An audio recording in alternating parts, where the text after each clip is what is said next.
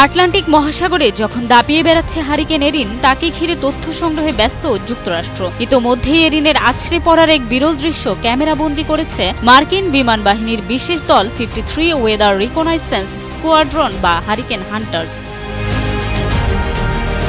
দলটি সরাসরি বিমান নিয়ে এরিনের চোখের ভেতরে ঢুকে পড়ে গুরুত্বপূর্ণ তথ্য সংগ্রহ করে। ঝড়ের গতি প্রকৃতি আগেভাগেই পুঙ্খানুপুঙ্খভাবে জানতে আবহাওয়া বিজ্ঞানীরা এই তোড়জোড় চালাচ্ছে।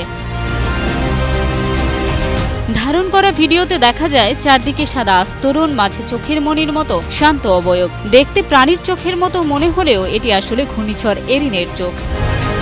এই শ্বাসরুদ্ধকর ভিডিওতে ধরা পড়েছে এই ঘূর্ণিঝড়ের আকার ও গতি প্রকৃতি। আটলান্টিক মহাসাগরে এমন তীব্র ঝড় মাঝে মাঝেই দেখা যায়।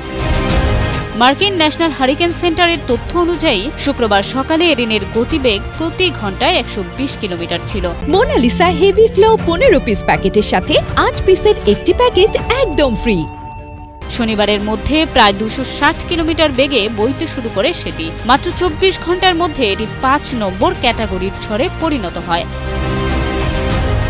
এর পাশাপাশি মঙ্গলবার ওই স্কোয়াড্রনের আরেকটি দল আটলান্টিকের তথ্য সংগ্রহকারী বিশেষ বয়া ফেলে। আকাশ থেকে ফেলা এই ভাসমান বয়া সাগরের তাপমাত্রা, ঢেউ, স্রোত ও বায়ুচাপের মতো তথ্য সরাসরি সংগ্রহ করে কেন্দ্রীয় ডাটাবেজে পাঠাচ্ছে। এসব তথ্য ঘূর্ণিঝড়ের গতি প্রকৃতির পূর্বাভাস জানতে সহায়তা করে।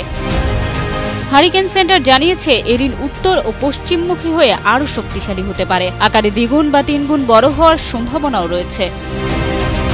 সরাসরি ঝড়ে প্রবেশের এই মিশন থেকে হারিকেন হান্টার্স গুরুত্বপূর্ণ তথ্য পাবে এবং তাদের সংগৃহীত তথ্য ভবিষ্যৎ পূর্বাভাসকে আরও নির্ভুল করতে সাহায্য করবে। হয়তো এর ফলে আগামী দিনগুলোতে উপকূলীয় অঞ্চলে প্রাণ ও সম্পদ রক্ষার কাজটি সহজ হবে। পপি অধিকারী, ইন্টারন্যাশনাল ডেস্ক, কালের কণ্ঠ।